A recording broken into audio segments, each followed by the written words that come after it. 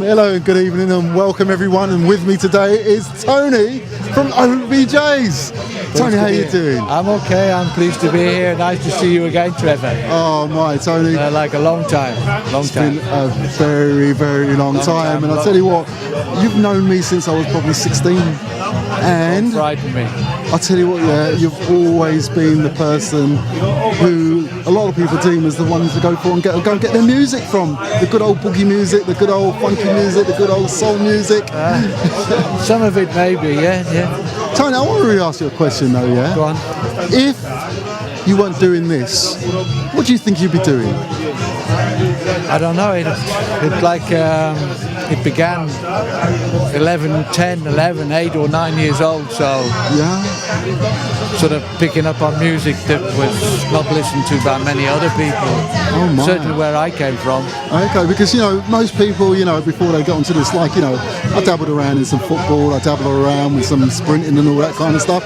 So you're saying before you got into the music, you never really dabbled around with nothing? It was just I had the job. I was a civil engineer for about 16 years. Yes. That was from when I left school. Well, learn and pick up, and everything. But then after 16 years of that, thought no more. I've had enough.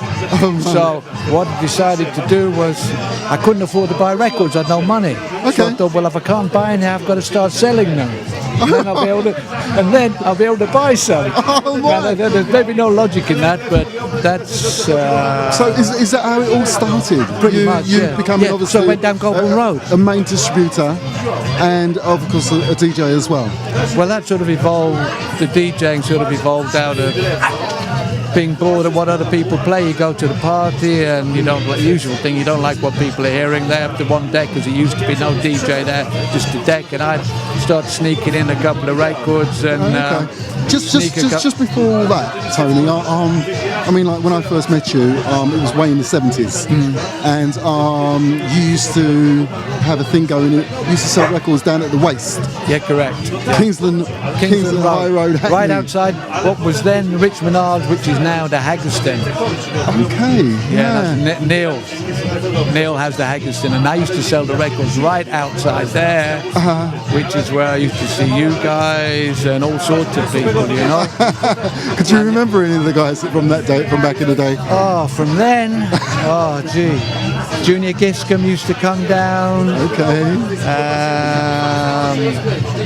David Grant occasionally, and there was a guy called George, had a barber's called Gillies. Down in Dalston, and he used to run this thing called the Soul Train once a year, and he used to get this whole train from Liverpool Street and go up to Blackpool. He'd get a club sorted out up in Blackpool, and we went up there, and I did the soul stuff, and there was another guy did the reggae, and there was about 500 folks from Hackney arriving in Blackpool, and don't forget this was like, when was this, late 70s, early 80s, yes, and it was like something different. For Blackpool, that was something different at the time. I could see the ladies sat there now. They're like, there's all these folks who are walking along, but they're like, wow. Oh gosh, I never actually went. I'm the odd one out. I was the only one out, obviously, Yeah, we came to you if there was any issues or anything like that.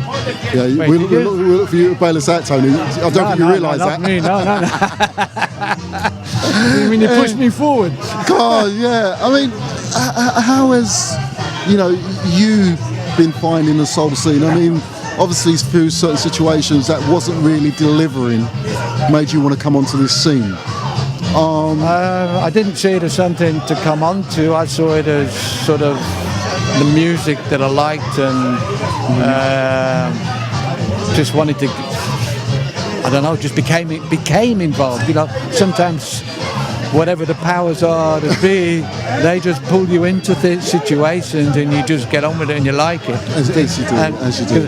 I'd always, because I got into the music very early when I was about 10 or 11, and that was, as would be referred to now as Afro-American music, yes, which was Ray Charles, and that took me into, because of his the blues side, but also he was into jazz a lot, took me into the more jazz, Charles Mingus, Thelonious Monk and all those sort of things. So I've always had a very strong jazz feeling, and then with the sort of soul thing evolving in the 60s with the Stax and the Motown thing, sort of carried through with that, and just was always, it was always very close. But I also used to read a lot. I mean, I read a lot of books about the sort of situation in America with the civil rights thing and all of that. So it was all just this part of submersing myself into... we'll say the black soul scene. Yeah, the black soul because scene, yes. Whatever anyone wants to say, Tony, you were really integral to this. Because as much as the many people around, let's say you've got the Mafia, you've got the George Powells, you've got people in all various corners. The corner that you held, what we saw, was this kind of mellow groove that you brought into us. The Esther Phillips kind of brand of music, I'll Be Your Pleasure, which you recognise that the music that you were actually laying down was for dancers. Yeah, I tell you, it was a team effort.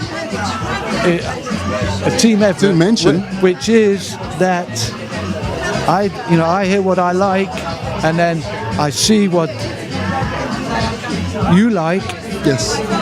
And that I have a reaction to that, and then between us, you sort of build up this empathy with the music, and I knew, I got to know who the guys were. Yes. And it wasn't girls. That's how it was. It was the guys. The guys I got to know which guys were the movers and groovers, the shakers. So I'd check with them with my eyes and picking the tunes out, and you sort of got to know. But then eventually, you got to take a few brave steps, and sort of say, right, okay, well, this, that, and the other. But I think now they got to. I'm making this decision, not you. As you do. I mean, you're the DJ. We trust in you. Yeah. So and I've got to say, so far, sometimes it goes like that. The floor empties, and other times you hit the spot.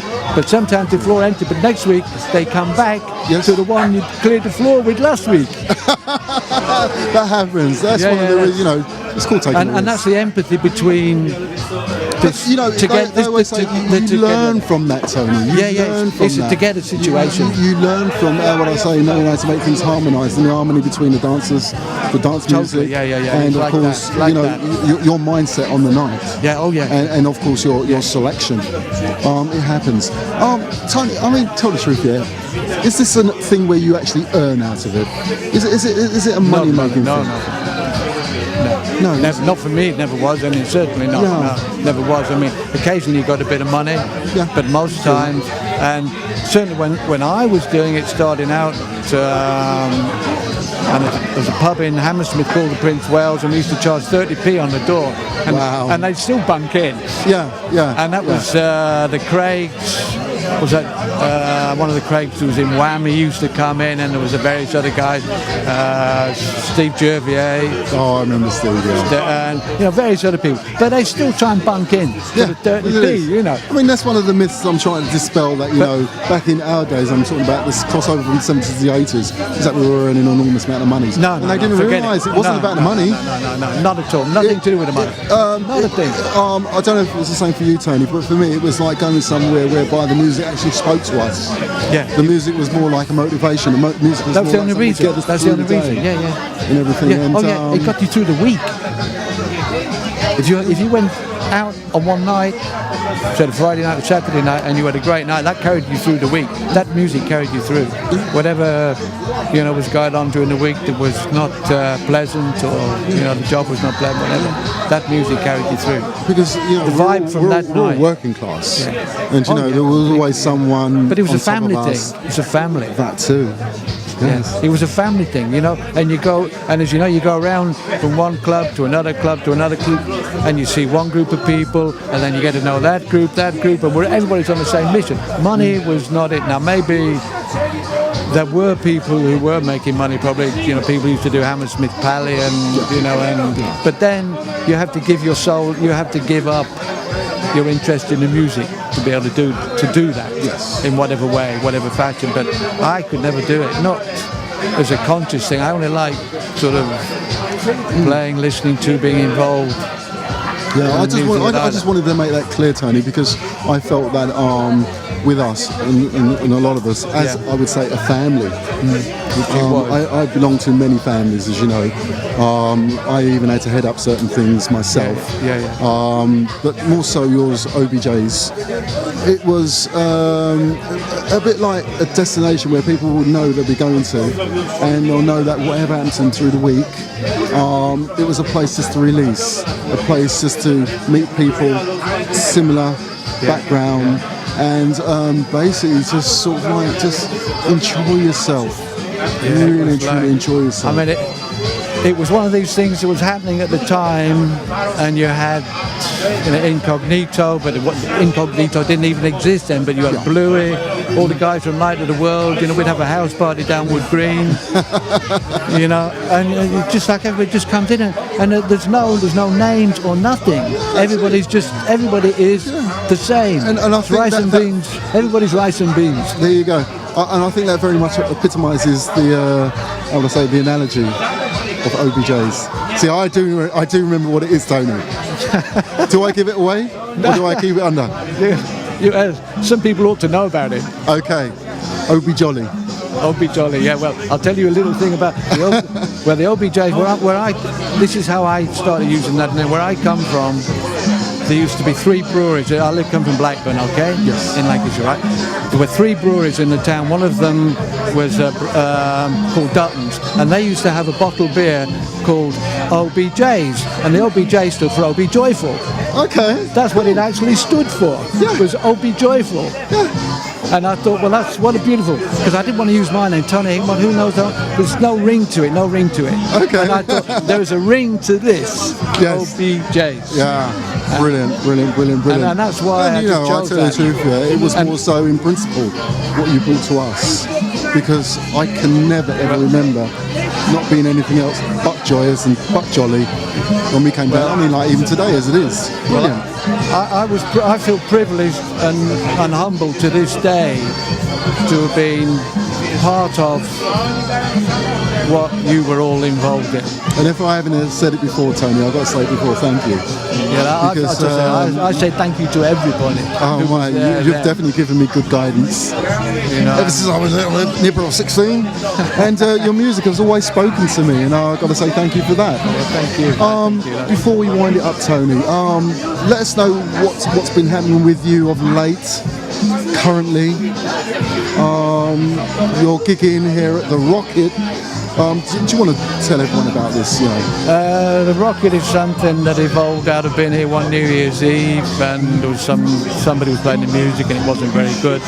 And Ben, my son, who's playing here tonight with me, his girlfriend, spoke to the governor and said, look, you've got somebody here who can sort this music thing out for you. And from that, we did 1 or 2 things, and then we just been here about it. I can't believe it. Been here about 4 or 5 years now. The longest gig I've ever had, man. Wow. Whoa. And the Rocket tonight is just awesome. I mean, I don't know if a lot of people can hear the great music that's being laid down. That's actually, because we've got Tony here, Ben, Tony's son, who's taking his turn on the decks. In a little while, we're going to let Tony go and let him take over. But before you do go, Tony, can you tell us, what's the future like for you in regards of, will you be doing some long and healthy? Or is it a health thing? You're going to try and stay healthy?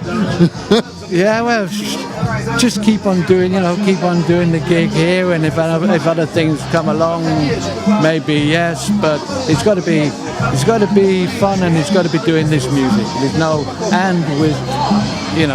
Playing to whoever enjoys it. The one thing the music is, and there's lots of new people listening to it, and young people, they react in a way which has a very human quality. The music we were all part of and listening to and experiencing was music that was happy and soulful and just brought us all together, because that's what it did. Yes. It brought us all together. Yeah, and we shared our time, that we didn't trouble anybody with whatever, but we shared our time together, and it just made it. I totally agree. It just helped us all along the way, helped everybody along the way. It certainly made did, tomorrow a better day. It certainly did, certainly did. And I take it on that principle, on that kind of philosophy, that's something you're going to maintain no matter what. The same thing, exactly the same thing. If I can put a smile on somebody's face, then that makes me happy. Oh wow, you certainly have been doing it, Tony. Yeah, that's it. That makes me happy. Tony, as one of the people who have inspired myself to, I wouldn't say I got into DJ. I think DJ got into me and around me. Okay. And I have been actually following your influence, and I've got to say thank you again very much. And Tony, before you go, any gigs coming up? Any gigs, anything coming up? Yeah, there's a special one coming up here, which is here at the Rocket. It's somebody's birthday night. It is a private one, but it's not private. What's Michael's second name? Stafford. So we're now talking to Stafford, who's off camera. And we're going to bring Stafford. Come in here for a second, please. Come in here for a second. What's Michael's second name? Do you know? You know the birthday boy in November. So we've got another DJ here with us. Which Michael? You know, Colin and Colin and Fitzroy. I don't know his surname. No? Never. Anyway, Stafford, quickly say hi to everyone. Hi, everyone.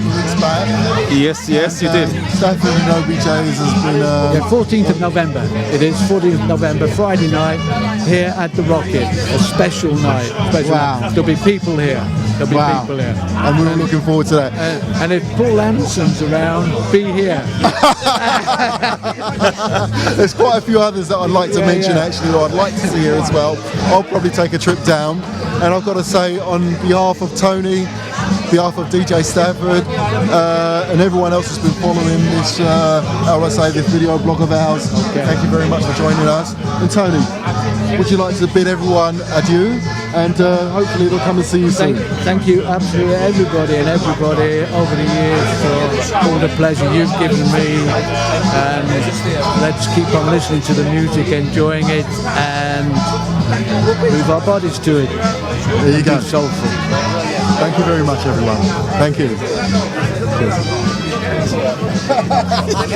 Nice one. That's a wrap. Take two. No, take two. That's a wrap. Well done, gentlemen. Cheers, Tony. Much appreciated it. Yeah, you've done well. Oh, gosh. You've done well.